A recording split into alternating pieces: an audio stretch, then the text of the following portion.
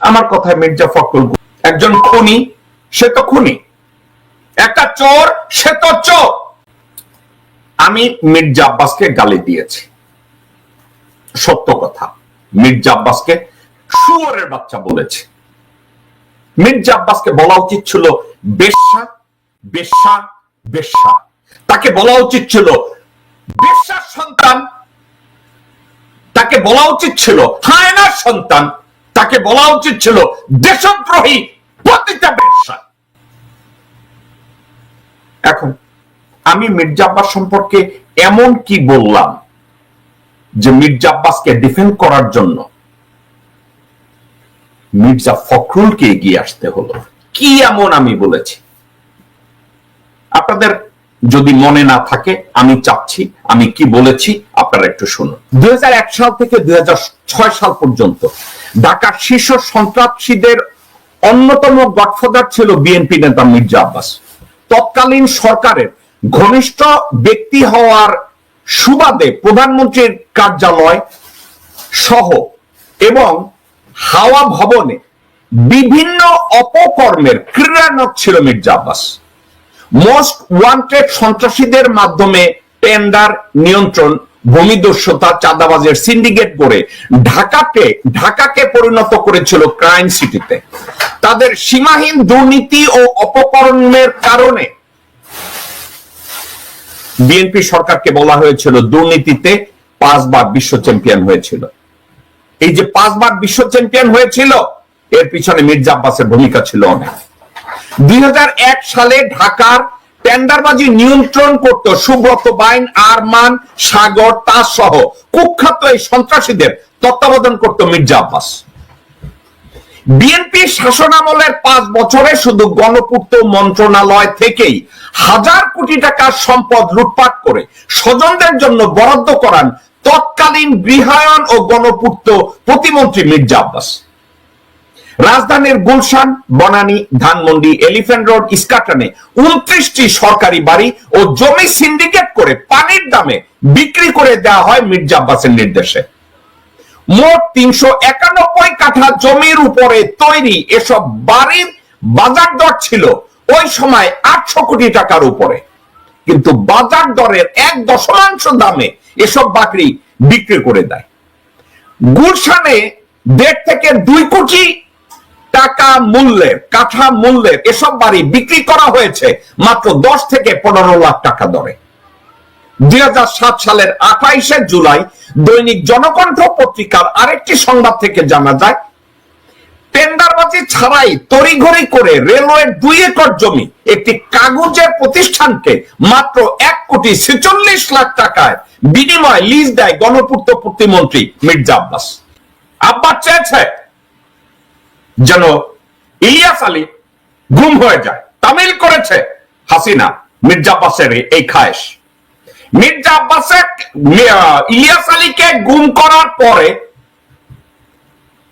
যখন এটা নিয়ে তুলকালাম কাণ্ড, সাংবাদিকতা বিভিন্ন ভাবে পৃথিবী ব্যাপী ইলিয়াস আলীর গুমকে সামনে আনা হয়, হাসিনা মির্জা আব্বাসকে ডেকে বলছে, কি ব্যাপার, তোমার কথা তো আমরা করছি, এখন বিএনপি এত লাফায়। মির্জা আব্বাস হাসিনাকে বলেছে, আপা চিন্তা করিলেন না, আমি ঘুরে দিতেছি, দোষ আমাদের দলের উপরে দিয়ে দিতেছি, দোষ আমার দলের উপরে দিয়া দিতেছি। মির্জা আব্বাস কি করছে? মির্জা আব্বাস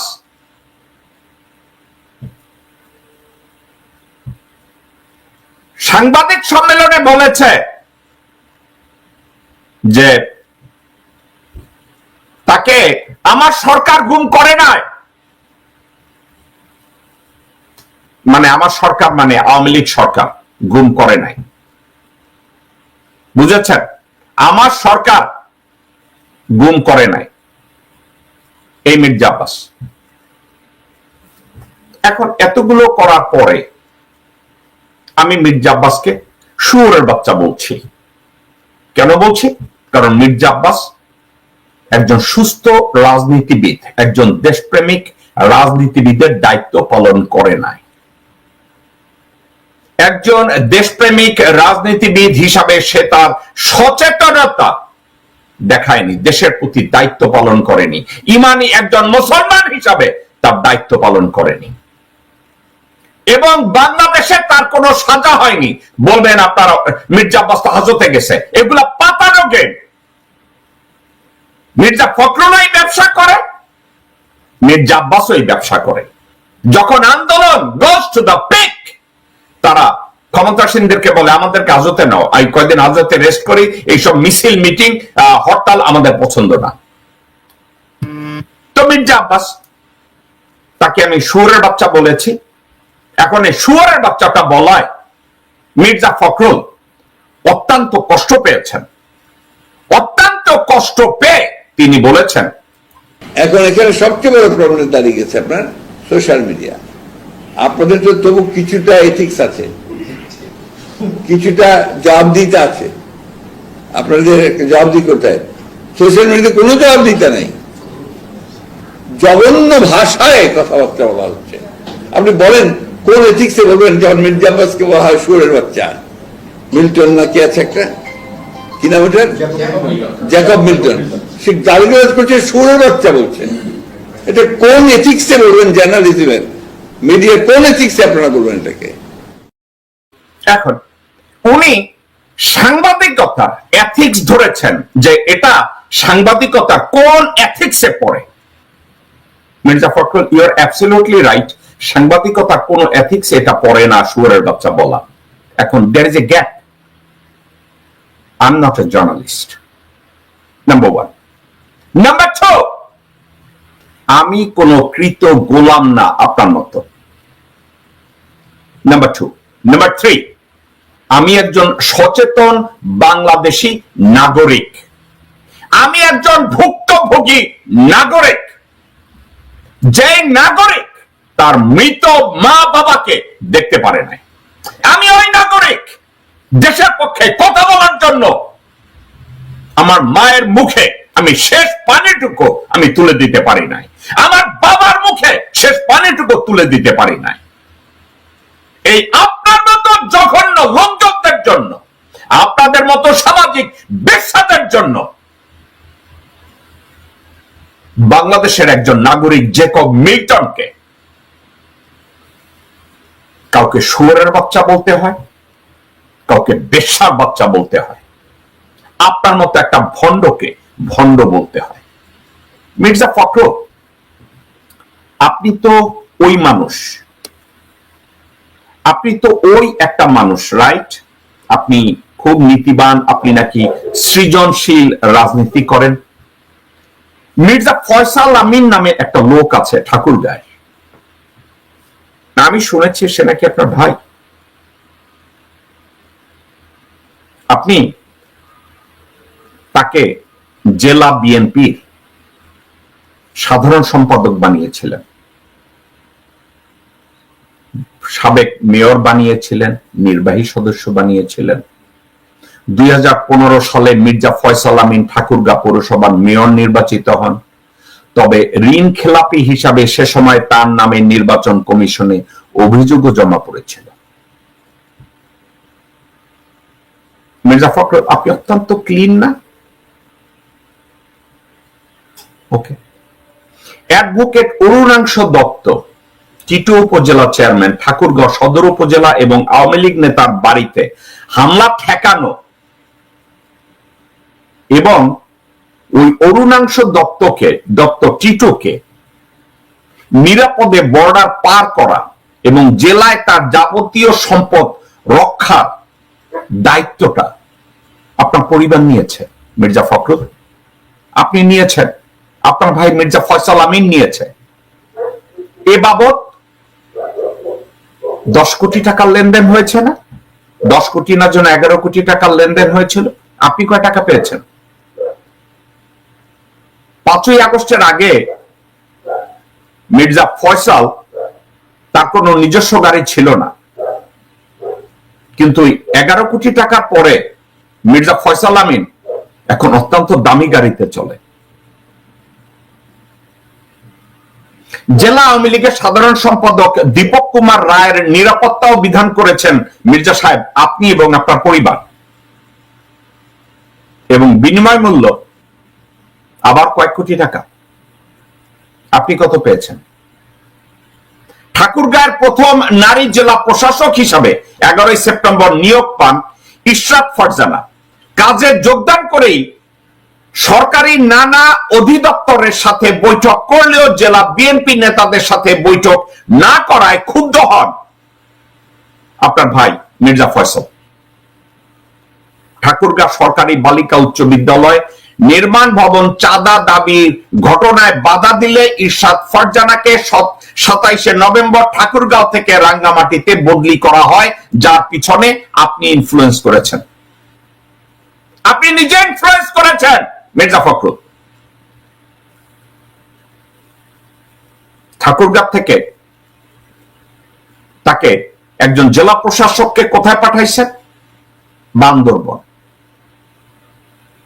এবং এই কাজটা কিভাবে হয়েছে? রাঙ্গামাটিতে পৌঁছায় আপনি পাইছেন কি?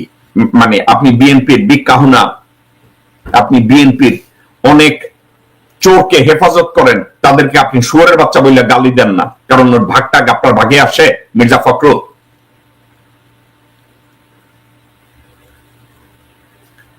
ঠাকুরগাঁও সরকারি বালিকা উচ্চ বিদ্যালয়ের ভবন নির্মাণের কাজ পাওয়া ঠিকাদার প্রতিষ্ঠানের কাছে 50 লাখ টাকা দাবি করে মির্জা ফয়সালের কর্মীরা। সেই টাকার বিষয়টি নিষ্পত্তি না হওয়ায় আজ অবধি নির্মাণ কাজ থেমে রয়েছে।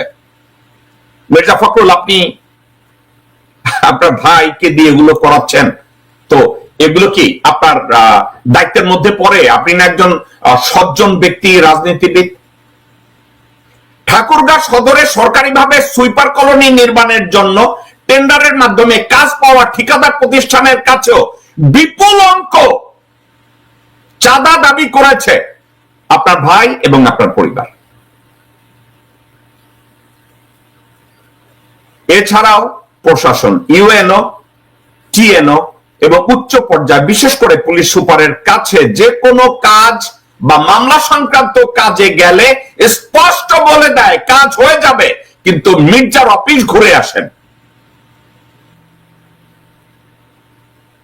আওয়ামী লীগ নেতা কর্মীদের মামলার ভয় দেখানো, চার্জশিট থেকে নাম বাদ দেওয়ার মাধ্যমে বেশ ভালো ইনকাম করেছেন আপনারা, আপনি এবং আপনার ছোট ভাই। পাশাপাশি বিশাল অঙ্ক লেনদেনের মাধ্যমে প্রায় 150 আওয়ামী লীগের অঙ্গ সংগঠনের নেতা কর্মীদেরকে জামাই আদরে আপনার ঘরে বসিয়ে আপনার ভাই খাইয়েছে।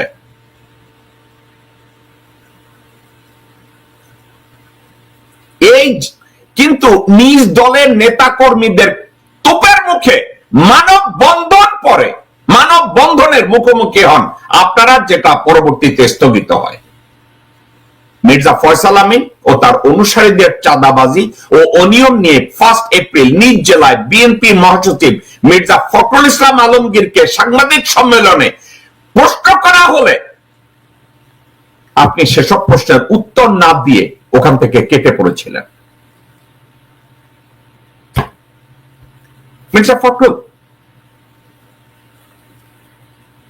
আপনি একজন নিঃসন্দেহে শিক্ষিত একজন মানুষ।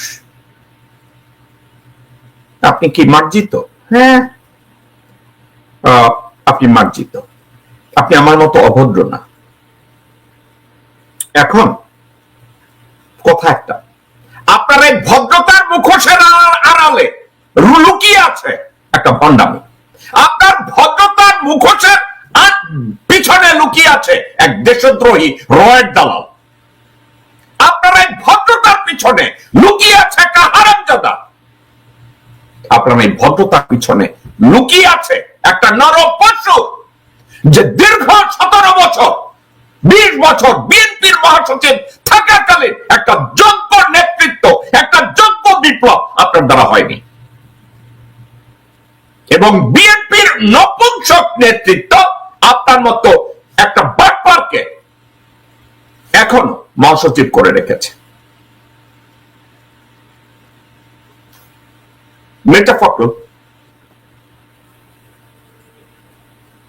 যখন আপনার নেতার বিরুদ্ধে আপনি বলেছেন আপনার নাকি ভাই একজন তারেক রহমান, আপনার ভাই নাকি একজন তারেক রহমান, রাইট?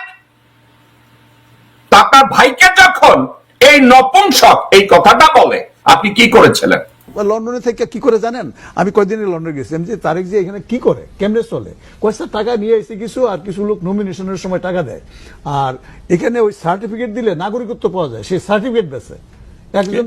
বুঝলাম না কি তারেক জিয়া নাগরিকত্ব পায় ওই যে লন্ডনে যে কি পলিটিক্যাল অ্যাসাইলাম পায় না, ও এগুলির জন্য নাকি টাকা দেয়। তো এরকম অনেক লোক দালাল আছে, নিয়ে যায় 10 লাখ টাকা পেলে হেতারে দেয় 5 লাখ টাকা, আর দালাল নিয়ে যায় 5 লাখ টাকা, একটা সার্টিফিকেট দেয়, সে বাড়ি গেলে বিএনপি করে তারে মেরে ফেলবে। তো এই কারণে কি পলিটিক্যাল আসেন দেয় এইভাবে তারা। তো এইভাবে আপনি রাজধানী করবেন? ওকে, এই কথাটা সত্য অথবা মিথ্যা এর ইনভেস্টিগেট করার দায়িত্ব আপনার, কিন্তু জনাব তারেক রহমানকে যখন ডিফেন্ড করে এই চোর তাজুল, এ তো কোনো সাধারণ মানুষ না, এই চোর তাজুল তো ওই চোর তাজুল যে স্বাধীনতা পদকের স্বর্ণ চুরি করেছিল হাসিনার কাছ থেকে, ওই তাজুল। এখন এই তাজুলের মতো লোক যখন জনাব তারেক রহমান অর্থাৎ মির্জা ফখরুল আপনার দলের নেতাকে এভাবে ডিফেন্ড করে, এভাবে অসম্মান করে, আপনি কি তার কোনো জবাব দিয়েছিলেন নাকি মেনে নিয়েছিলেন যে তারেক রহমানকে যদি ডিফেন্ড করে, তারেক রহমানকে যদি মেরেও ফেলে, আমি মির্জা ফখরুলের কিছু আসে যায় না, আমি তো মহাসচিবই থাকবো, বেগম খালেদা জিয়া যদি মারা যায় যাক, বিএনপির আলটিমেট নেতৃত্বে তো আমিই আছি। বিষয়টা কি তাই? আপনি কি কিছু করেছেন মির্জা ফখরুল? করেছেন কিছু? আপনি বলেন নাই, কারণ আপনার মতো নপুংসকরা তখনও বসে থাকে, কিছু বলা যাবে না। মির্জা ফখরুল, আপনি কি এটার উপরে কোনো মন্তব্য করেছিলেন?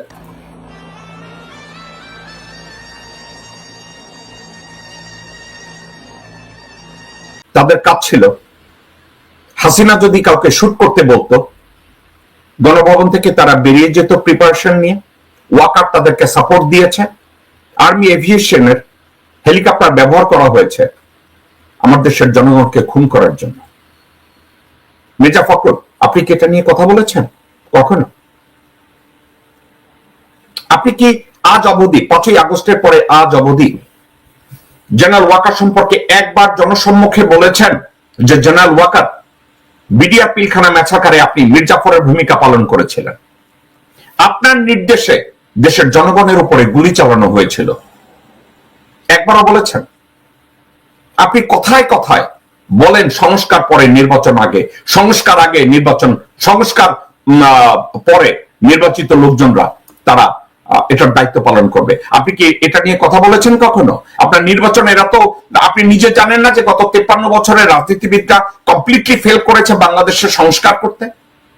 অযোগ্য, অথর্ব, অদূরদর্শী, অসৎ, নীতিহীন ভারতীয় কুত্তার বাচ্চারা গত 53 বছরে বাংলাদেশের কোনো কিছুতে রিফর্ম করতে দেয়নি, এটা আপনি জানেন না? তারপর আপনি বলেন সংস্কারের দরকার নাই, সংস্কারের দরকার নাই, কিন্তু যেই মুহূর্তে সোশ্যাল অ্যাক্টিভিস্টরা সোশ্যাল মিডিয়ায় বিখ্যাত বিখ্যাত সোশ্যাল অ্যাক্টিভিস্টরা আপনার বিরুদ্ধে বলা শুরু করেছে, আমি কিন্তু সোশ্যাল অ্যাক্টিভিস্টও না, আমি কোন জার্নালিস্টও না, আমি কোন বিখ্যাত না, আমি সাধারণ একজন মানুষ। যখন আমরা প্রতিবাদ করা শুরু করলাম, আমি প্রতিবাদ করা শুরু করলাম, তখন আপনি আপনার সুর পাল্টায় দিচ্ছেন। এখন আপনি বলছেন আপনি নাকি এই সংস্কার বাদ দিয়ে নির্বাচন চান না।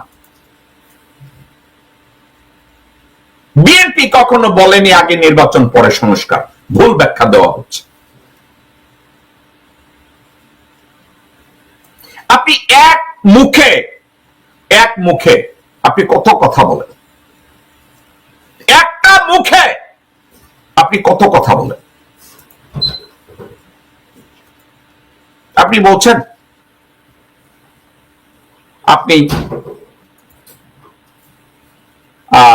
আপনি বলেন নাই আপনি বলছেন যে আপনি সংস্কারের বিরোধিতা করেন নাই, আপনি এটা বলছেন তো? বিএনপি নির্বাচনের কথা বলে নাই সংস্কারের আগে, আপনি এটা বলছেন না? আপনি শিওর মির্জা ফখরুল? আপনি শিওর যে বিএনপি সংস্কারের কথা মানে নির্বাচন আগে চায় নাই, সংস্কারের পরে? শুনেন, এখন প্রত্যেকদিন সংস্কার সংস্কার, ও শেখ হাসিনা যেটাকে উন্নয়ন উন্নয়ন বলতো, এরা সংস্কার সংস্কার বলতো। আরে সংস্কার তো বহু আগে দিয়ে দিচ্ছি আমরা, তোমরা কি সংস্কার করবা? সংস্কার করতে হবে জনগণের মতামত নিয়ে, জনগণের ম্যান্ডেট নিয়ে পার্লামেন্টের সংস্কার। এর বাইরে আবার কিসের সংস্কার? এর বাইরে কোনো সংস্কার নেই। সংস্কার হবে পার্লামেন্টের জনগণের ভোট নিয়ে, মতামত নিয়ে হবে। মির্জা ফখরুল, এই ব্যাটা কি বিএনপি করে না ভারতের বিজেপি করে? শব্দ তো দুইটা না, বিএনপি আর বিজেপি, খালি জেটা বাদ, রাইট? এই লোকটা কি করে? বিএনপি করে না বিজেপি করে? এই যে একটা লোক যে কথা বললো আমির খসরু মাহমুদ, আপনি যে বলছেন বিএনপি কোন সংস্কার চায় না, আপনি এইমাত্র বলছেন না? আপনি তো এইমাত্র বলছেন বিএনপি সংস্কার চায় না, রাইট? এই লোকটা কি বিএনপি করে নাকি এই লোকটা বিজেপি করে? বিএনপি বিজেপি, এই লোকটা কি করে? তো এই লোকটা যদি এই কথা বলে থাকে, আপনি কি করে বলেন যে বিএনপি কখনো বলেনি আগে নির্বাচন পরে সংস্কার? ভুল ব্যাখ্যা দেওয়া হচ্ছে। মির্জা ফখরুল, আপনার বয়স নিয়ে আমি খোটা দেব না, কিন্তু আপনার কি this is the early sign of Alzheimer or Parkinson or something else? এখন আমি তো আপনাদেরকে বলছি, আপনারা দায়িত্ব পালন করেন না। বিএনপির কিছু বেশ্যাল নেতা আছে, বিএনপির কয়েকজন ভারতীয় বেশ্যা আছে, তার ভিতরে আপনি একজন, মির্জা আব্বাস একজন। ভারত আপনাদের কি খেতাব দেওয়া উচিত জানেন? ভারতীয় বেশ্যা মির্জা ফখরুল, ভারতীয় বেশ্যা মির্জা আব্বাস, ভারতীয় বেশ্যা আব্দুল আউয়াল মিন্টু, ভারতীয় বেশ্যা আমির খসরু মাহমুদ, ভারতীয় বেশ্যা আমানুল্লাহ আমান, ভারতীয় বেশ্যা সানা ওবায়েদ, ভারতীয় বেশ্যা সালাউদ্দিন, ভারতীয় বেশ্যা রমিন ফারহানা। আপনাদের যখন নৈতিকতা থাকে না, আপনারা নীতি কথা শোনান। আপনাদের সম্পর্কে আমার কথা বাদ দেন, আমি জেকব মিল্টন কি বলেছি